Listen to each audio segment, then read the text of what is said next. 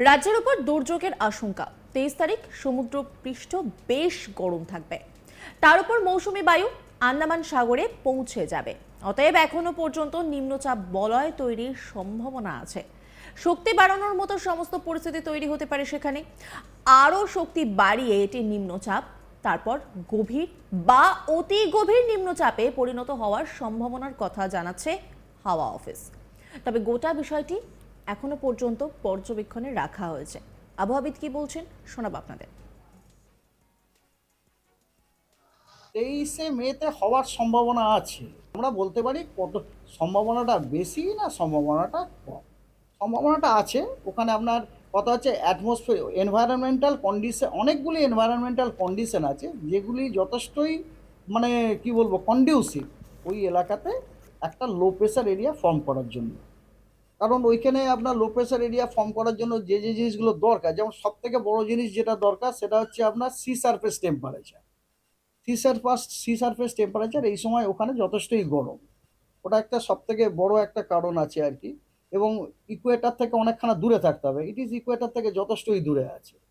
হ্যাঁ, তো এই সব এবং আরও অন্যান্য কিছু কতগুলো কতগুলো কারণ আছে।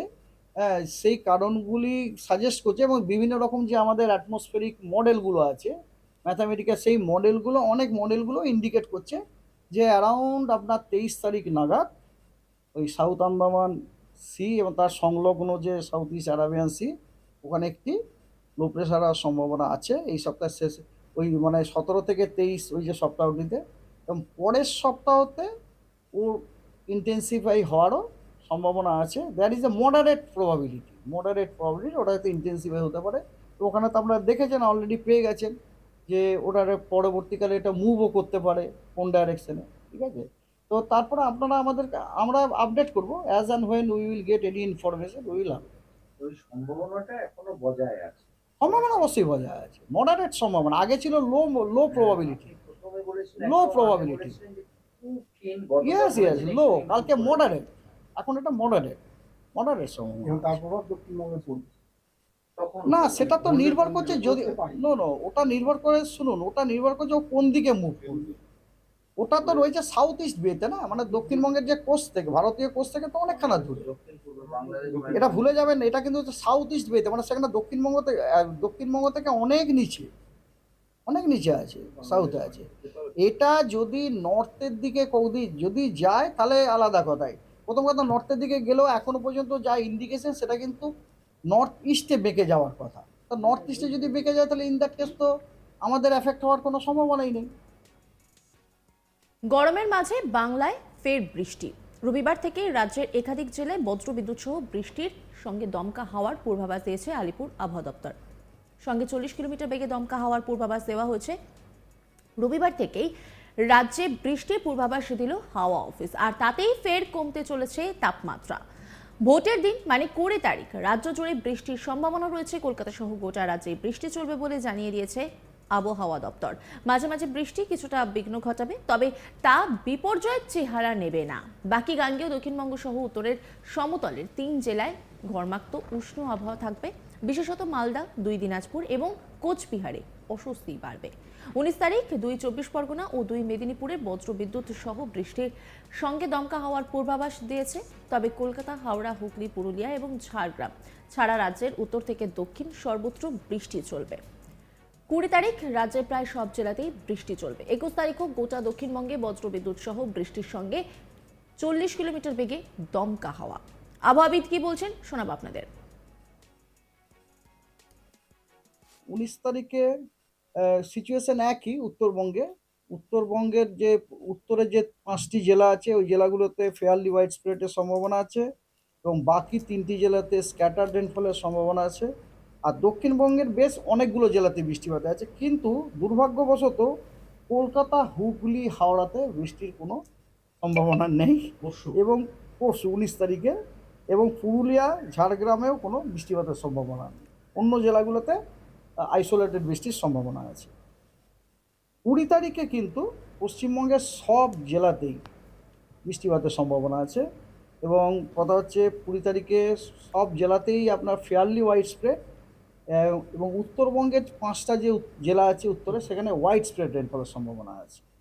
হ্যাঁ, 20 তারিখে, ঠিক আছে? 20 তারিখে কিছুদিন আগে জিজ্ঞেস করছিলেন না, আপনি জিজ্ঞেস করছিলেন না ম্যাডাম? হ্যাঁ, তো 20 তারিখের উত্তর আপনি পেয়ে গেলেন।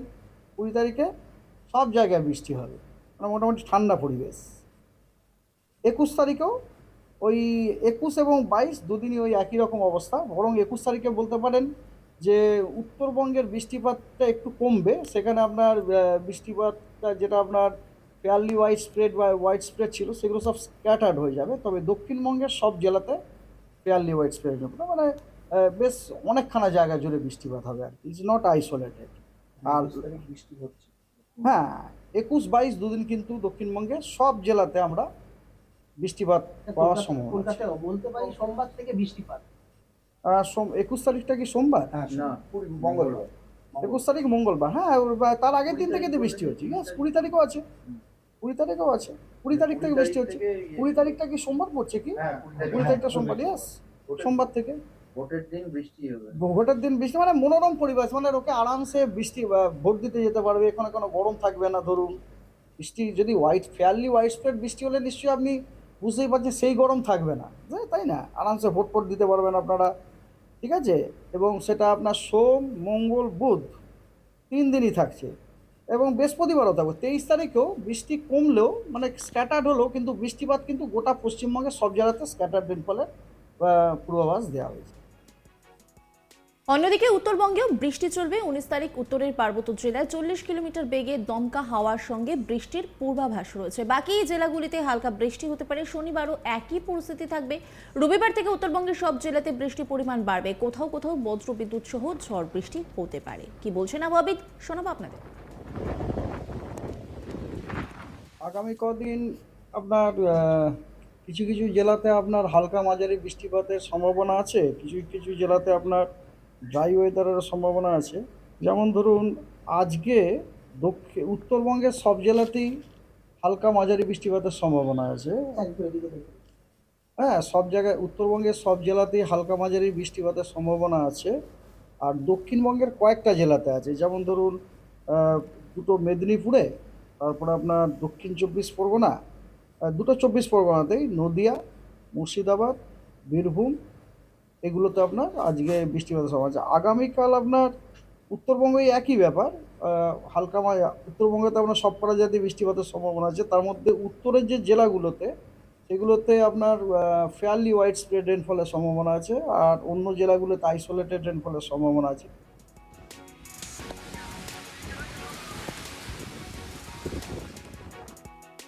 নজর রাখুন আজ তাক বাংলার ইউটিউব স্ট্রিমিংয়ে।